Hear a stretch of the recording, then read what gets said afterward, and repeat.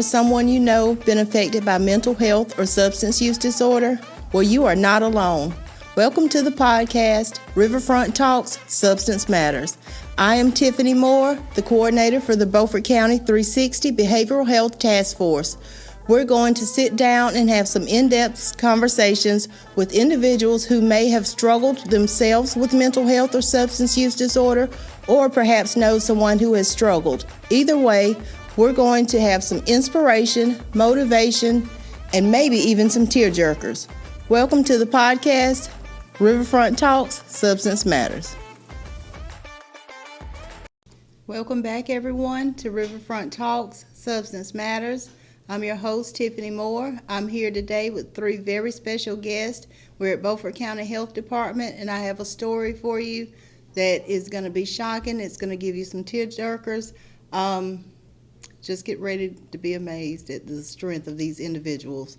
I have Nadiyah, Yusheika, and Kelvin here with me. Y'all say hello to the public. How y'all doing? These three individuals are here with me today because they had a very tragic loss in their family. And again, they're being brave and they're coming to tell us their story and what they hope to achieve from the loss that they had. So I'm going to actually open up with them telling you about their experience. Whichever one of you would like to start. You want to start? You want me to start?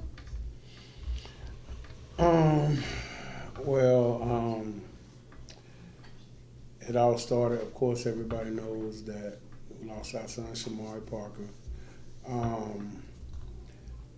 Very tragic night for all of us. January the 7th, I actually was at my daughter's basketball game, and I'm just strolling on Facebook, because in between the games, and I happened to run across somebody live, and, it was a young lady she was like, there's somebody in this car, I don't know, y'all need to check on your peoples, and I'm looking, I'm like, dang, that looked like my son's car, that looked like Shamari's car, but this time he used to be home in the bed asleep, so I'm like, nah, because he worked at Walmart at night.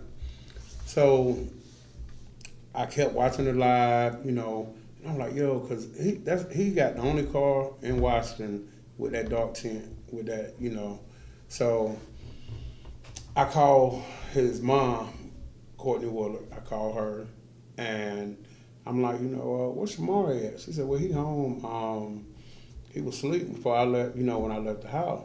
So I was like, because, I'm looking at somebody live, and somebody said somebody been shot. And she was like, hold on, let me make, a couple calls. So then I just kept watching it live. Then the young lady went back up there. She said he has dreads, and, she's brown skinned with dreads. I'm like, yo, and Luther's watching the ears with that particular car, like, what's the eyes? So then my heart pounded. So I called my nephews, and I'm asking them, look, go to the house, see if Shamari home sleep. So I got one of my nephews to go to the house, and he said that his car wasn't there. So then my heart just started like tremendously like, yo, please don't let this be true. So that's when my nephew went back to the scene, because he had rolled past the scene first. And he said, well, it looked like Shamari's car, but I don't know, because he don't stay too far from where it happened at. So he went back, and I said, well, go back down there and see if that's Shamari's car. And when he went back, he told me that was him. So that's when all chaos, I called my wife. She was at work at the time. I had my two youngest daughters with me. And so in the mix of, people was calling me, and I'm just trying to figure out what was going on. They was crying, and, so I get them back to the house. And in the mix of all that, my baby girl kind of had a little anxiety attack. So I'm trying to, my wife, she getting off work, coming to the house. I'm on my way coming to Washington, and so I'm trying to make sure she's straight, my baby girl, and because I had to call the ambulance for her and everything. But lo and behold, that he two young men pretty much tried to rob him and shot him. You know. Sounds like a very, very devastating night. Yes, ma'am. For you and your family, again, giving consideration to what happened with your youngest daughter. Where did this happen?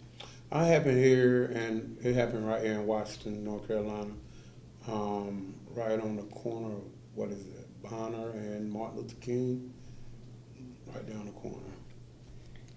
How,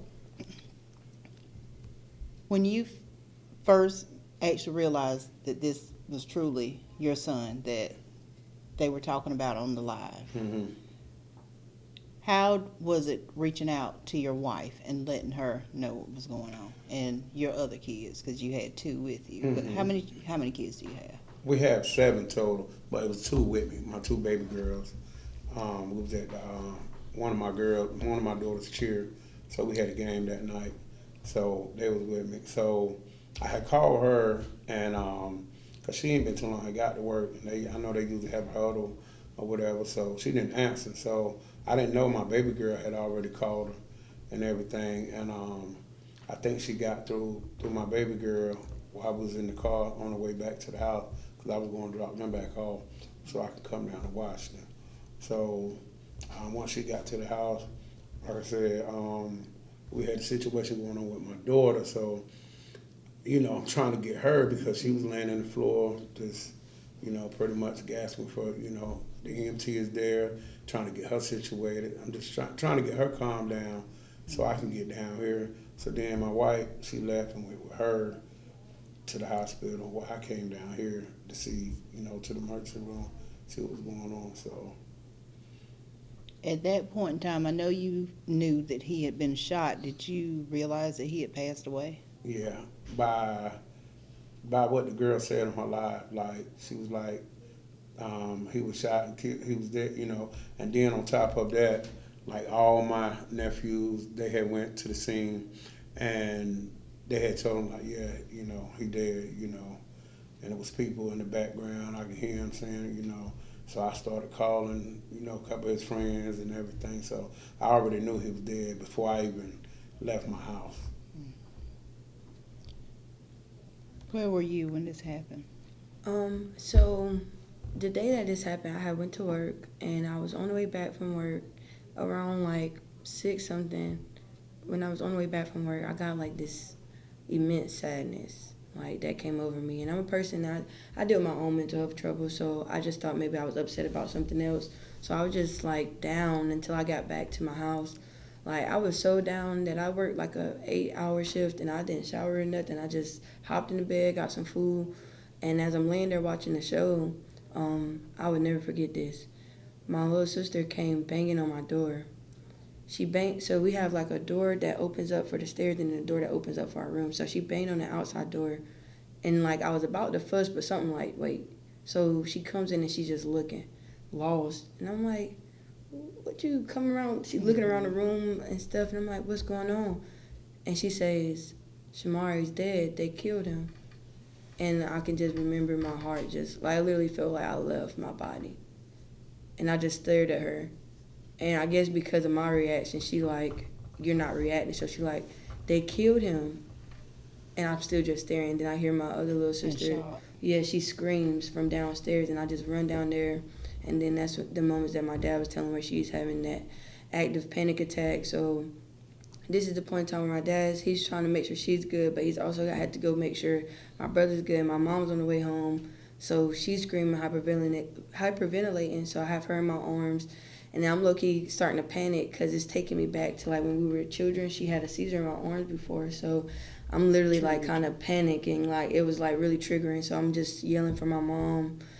And I'm just trying to figure out, like, are they serious? I just thought everybody may have been overreacting. Like, I never thought this would be true. Like, so I just thought, like, I'm asking them, and if I can see it in their face, like, it is true. So I'm just like, what happened? Like, just what happened? So, yeah, like, that's how I found out. I was just home laying in bed, and my sister called me when I was watching the show.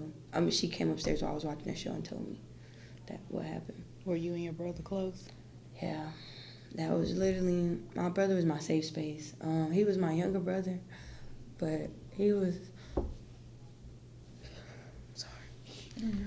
my younger brother, but he was like my big brother.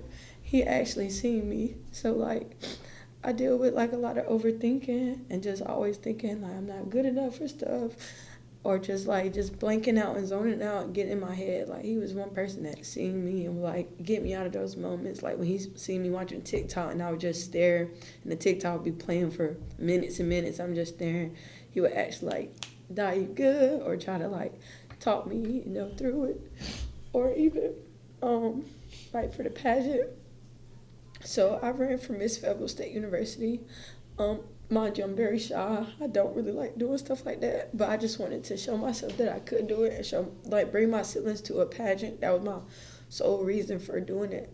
And when I texted him and told him I was scared, he texted me this long paragraph and just told me that overthinking comes from worrying too much about what other people, how other people feel about you, and you shouldn't feel like that because you are smart. You can do it. He was like, just imagine us being at the house, you performing for me and the family. And that's what I did when I went on stage. I found him in the crowd and everything. And I could do it because of him. Like, he really. That was your support system. Yeah, that was my support system. Like, Dean was speaking. Yeah, we were really close. Like, if he was down here, I would be right behind. Like, my dad could tell you, anytime my brother was at the house, I'm right there beside him. Like, any trips that we taking, because it is a lot of us, it would mostly be just us two. Like, when I went to AAU, he was right there. Like, we have so many fun memories together. Like, my brother also had, like, childhood cancer. So, like, being there for him through that, and him being young, that's really where we got so close when he had cancer, because he used to tell us everything. He would be strong for everybody else, but he used to tell me and my best friend a lot, like how he was scared to die. Like, and that was scary to hear from my younger brother, because I don't want you to die either, but what do I tell you, because I'm just a kid too. So from there, we really had a strong bond. Me and my brother only fought one time, and my parents probably remember it because we did get in trouble, but we only fought one time when we was little, and ever since then, like, there was no more fights, like, at all. Never even yelled at each other, never fussed, like, stayed up all night just doing random stuff, eating ketchup and stuff, like, just doing stuff, like, doing pranks. Like, I really am gonna miss him, like, genuinely. Well, just my 2 cents in here, and we'll proceed, but I just want to say you're a very strong girl. I knew that when I met you. Your brother knew it. That's why he encouraged you so much. So keep that with you. I don't talk about my stuff, but I understand. Just know that, okay? Yes. Yusheika, not to overlook, I want to hear a little bit from you about how this has affected you, and then we're going to kind of move on, just kind of, I don't want to trigger anybody, but this has been really hard. As a parent, you're always thinking that, your kids are going to bury you. You never think that you're going to bury one of your kids.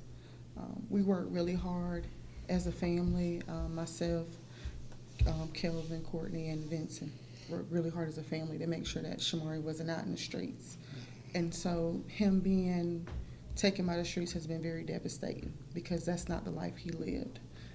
I was going to ask you, can you tell y'all as a whole, and you continue on, but tell me about him. I've heard from the community, I've seen different things on Facebook. Tell me about him. He, like you said, he wasn't your street kid. He wasn't raised in a bad environment or anything. Tell me about who he was as a person. Who Shamari was. Shamari was a good kid. I know a lot of people say their kids are good, but I can genuinely, honestly say Shamari was a good kid. I always brag on my boys. I said, if my boys are in the house, you don't know they're in the house. They're either playing video games. Sometimes you got to go find them and say, have you ate today? I said, and them girls, on the other hand, is woo. But Shamari, he was very humble. Nothing excited Shamari, He was very nonchalant. He was very laid back. We went to Jamaica back in August, and I was like, Shamari, I'm all excited. We're going to Jamaica. He was like, yo. I'm like, dude, we're going to Jamaica. No, I'm all excited. He's just real laid back. You know, he got on the plane the first time. He was real. I was like, you scared? I'm looking over there. He over there asleep. I said, my husband, he's asleep. I took a picture of him asleep. I said, him and Di sleep. So, but he was a real humble kid. He was, when I think of Shamari, I think of being very resilient with the cancer stuff. Like she said, he didn't do a whole lot of complaining. You know, if he was hurting, I'd be like, Shamari, how you feel? You doing okay? And he'd be like, I'm okay. So I used to always follow it with, don't just say okay. Tell me how you really feel. And, you know, then he'll say, oh, my throat hurt and stuff like that. But when he was diagnosed? When he was diagnosed with cancer, he was 9 years old. It was in March, right before his 10th birthday. And we had been taking him back and forth to the doctor. All of us been taking him back and forth to the doctor, back and forth. And they couldn't find anything. And I remember that day like it was yesterday, and I was, his hand had swollen. We had went to a rec ball. On Saturday, he had played rec ball, and so we were all fussing at him because he wasn't putting his all into it like he normally does. It was like, what's wrong with him? He's really tired. And so I left from rec ball that day and took him to the hospital over in Greenville. They did scans, but they didn't find anything. The next day, we had went to another rec meeting over in Chalkawinity, and his hand had swollen up that night when he stayed with his grandmother. And so the next morning, I had talked to his mom, and you know, was telling her about maybe we should get some blood work done. And she did. She took him and she got blood work done. And she called me. I was at work, and she told me that they said that they think he had leukemia.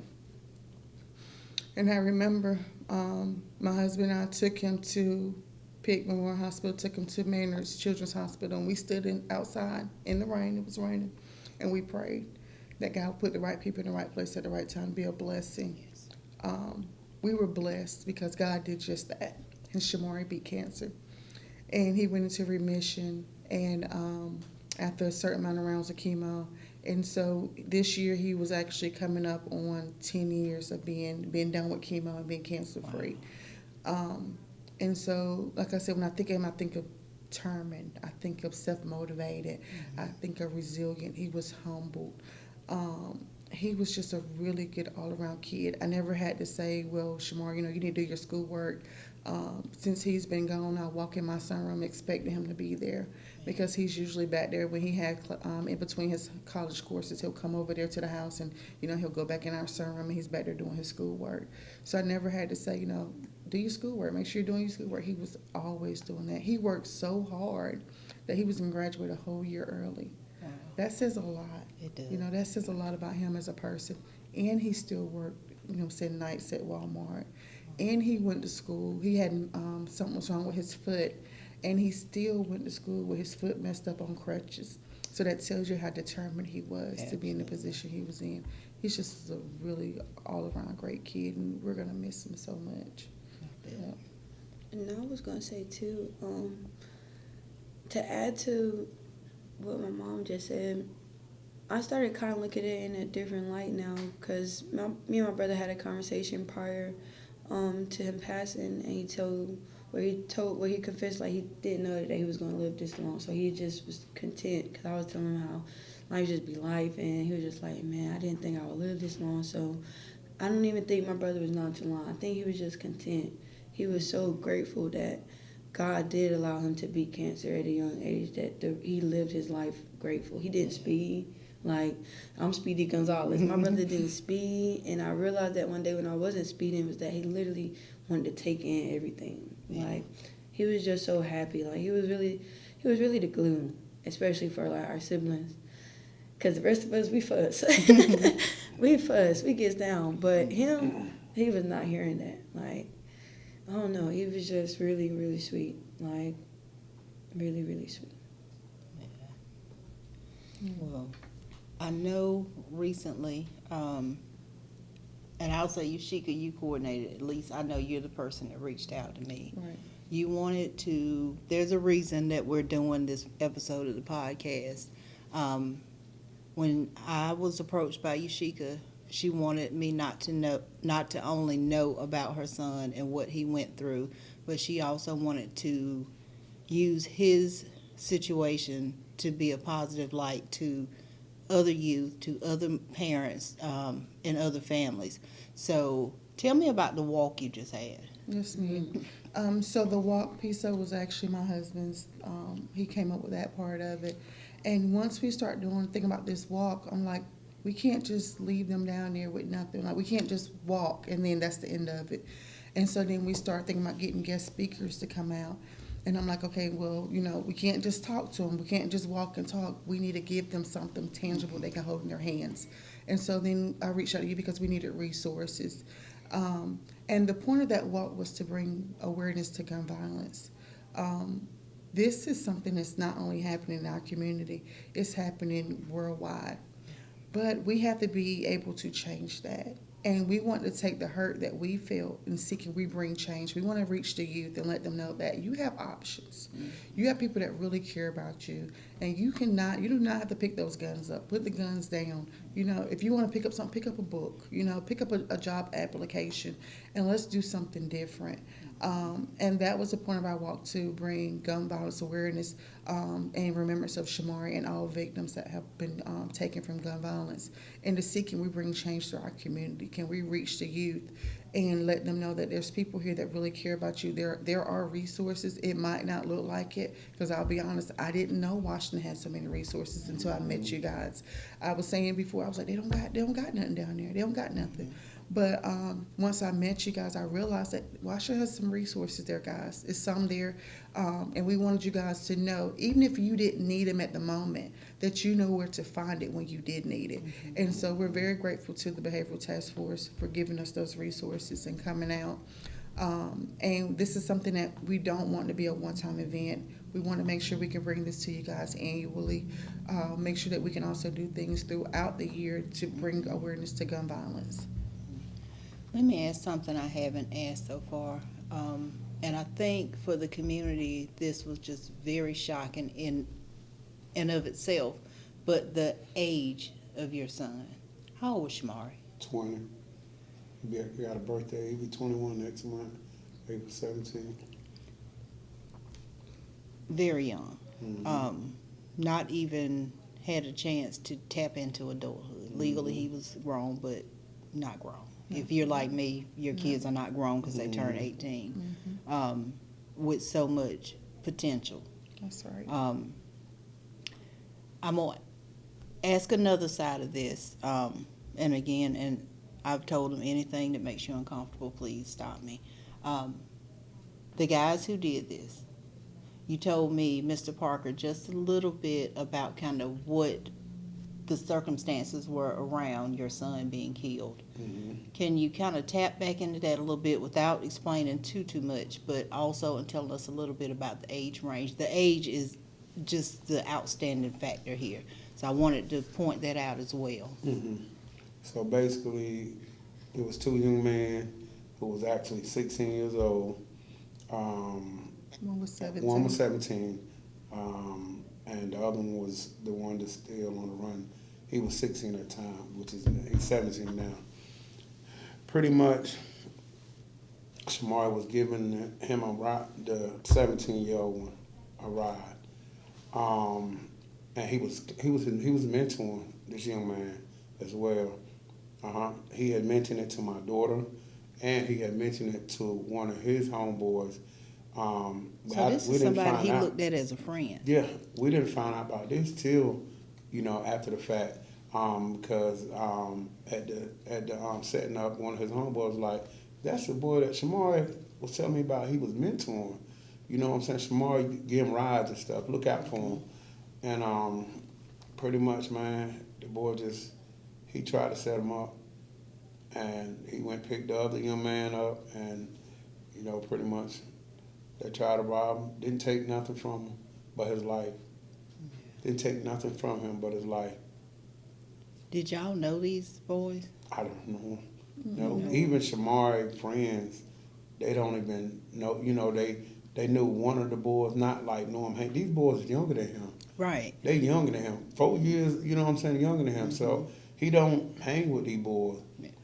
So but for him to feel comfortable to let them get in his car, like I said, the one that's locked up now, Zadrian Starkey, he's the one that Shamari was mentoring and was giving rides and stuff. Sounds like he took it upon himself to try to do a good deed. He Yeah. saw somebody that he saw something in. Mm-hmm. And even though the people around him didn't see it, didn't know it, he was intuitive to the need there. And he tried to be a good friend and a mentor. And just, it didn't turn out Right. the way that he expected or anybody expected. Right. The situation now is one person is still on the run. One has been arrested. Yes, ma'am. For you all, going forward, I know you said you want to bring awareness that you want his life to have meant something, and the tragic situation to actually even be impactful for others. Right now, how are you all doing? I hadn't asked you that yet. We just doing. I mean, we taking it day by day, but we just doing. I mean, it's hard. I keep a lot embedded, you know, just. I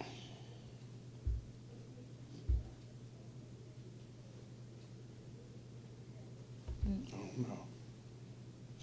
Like you said, it's just one day, one moment at a time, you know. And at any moment, it can be triggered that the day just go left, you know, in your mind. We just try to hold together for our kids, hold together for our other family members, and just do what we can do, and then what we can't do, we just don't do. Like, that's just the way it is. One day at a time. Yeah, just one day at a time.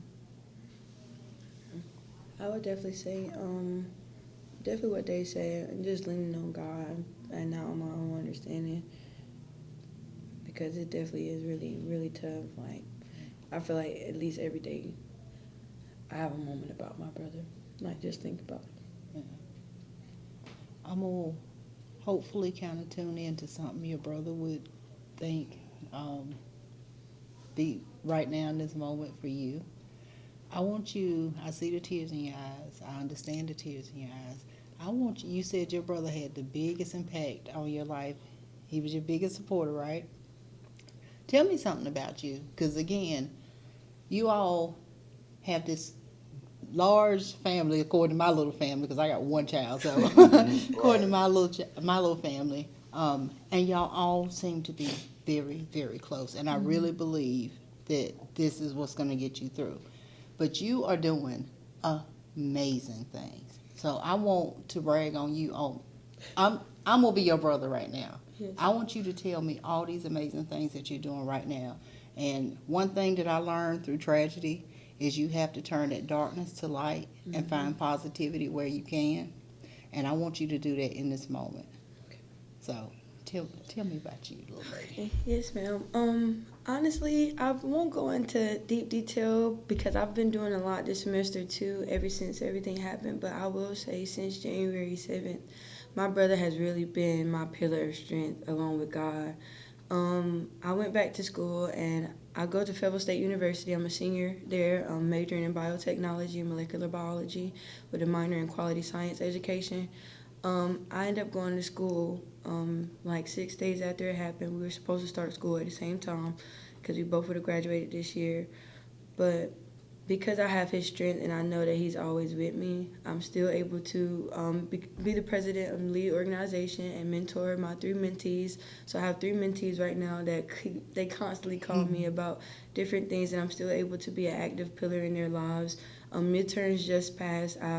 Aced all my midterms. I'm sitting at all A's for this semester. I've been invited to the ECU research internship this summer. I'm also have been invited to do study abroad in Canada. It's going to be a faith and health trip for 10 days. I'll be in Canada just studying that culture and just immersing myself into that culture. And I'm also, last semester, I was on the chancellor's list. I'm hoping to do that again this semester.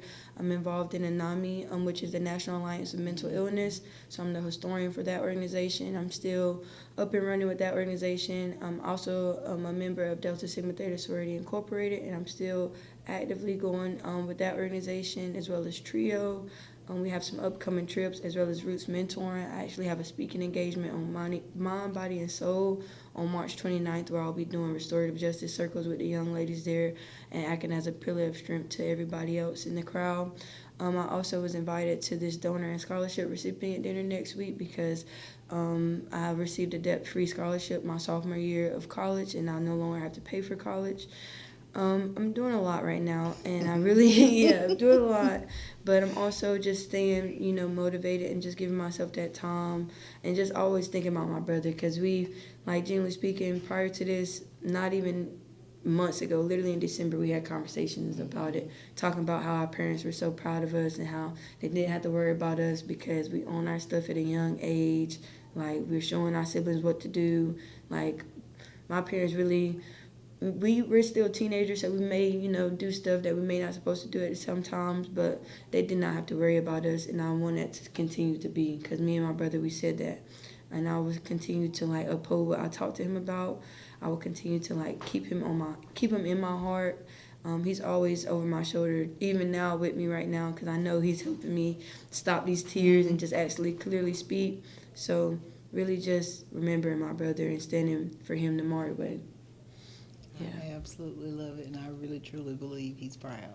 Thank you. So I'm glad y'all were able to have that bond and be the positive influence on each other. Yes, ma'am. And you're continuing to push on throughout your tragedy. I'm going to wrap it up because we're kind of nearing our time. I know you have some things that we're looking forward to coming in the future. And again, partnership, absolutely. We are here to support. If there's one message to this youth here in Beaufort County, even anywhere else, that you would like, the message that you want to give them about what you all are going through, what is that message? Look at the camera and let them know. I think that message should be that no one should have to bury their child, that you guys have options, that you should put the guns down. If you feel like there's no one that will listen to you, please reach out to us. We will listen. We are here for you. With that message in mind, we're going to start a nonprofit. We're not going to end this here. We're going to help you guys. And if you want help, please reach out to us because we're here for you. And I want to say, all it takes is one person. It takes one person to make a difference, and you can be that one person. You don't have to have somebody that has done it before you. You can be the leader, the example, and really change your community one step at a time.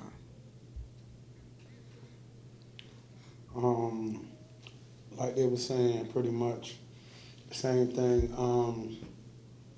For the youth, we know that we're not here to change the world, but, and especially for the event we had on Saturday, if we change one youth, if it touches one youth, one individual, then we did our job. Well, again, I thank y'all for being strong and coming here and sharing your experience with us. It was a negative experience, but hopefully it'll shine a light on somebody else and keep that family from going through it. Anything that we can do, again, we're offering. We'll step up and do it. I am proud of y'all for just even being able to come and talk to me. This is Riverfront Talks, y'all. See you later.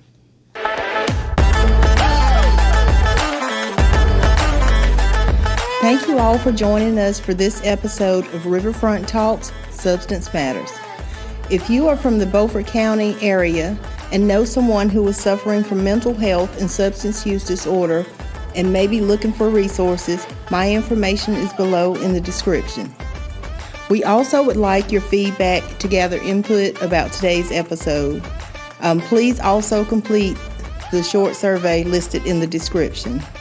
A special thank you to our sponsors, ECU Health Beaufort Hospital and KB Reynolds Charitable Trust. Like, share, and subscribe. See you later.